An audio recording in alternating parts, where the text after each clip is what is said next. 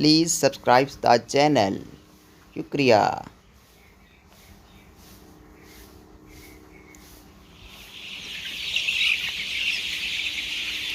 आज फार्म में तूड़ी भूसा जो गंदम का बिछाया था उसको मुकम्मल तौर पर साफ़ कर दिया गया है। ये फार्म की सफाई हो रही है क्योंकि मौसम तब्दील हो चुका है और उसकी अब कोई ज़रूरत नहीं। उसकी जगह अब इस फार्म में रेत बिछा दी जाएगी क्योंकि रेत बेसिकली ठंडी होती है और चूज़ों की रिक्वायरमेंट पूरी करती है।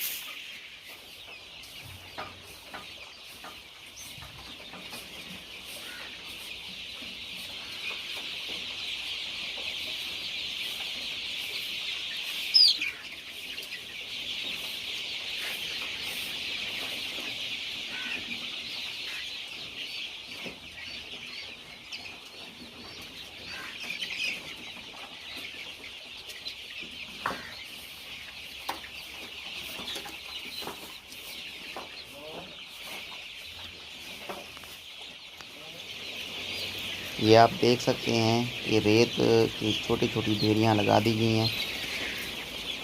इनको बिछाया जा रहा है फार्म में।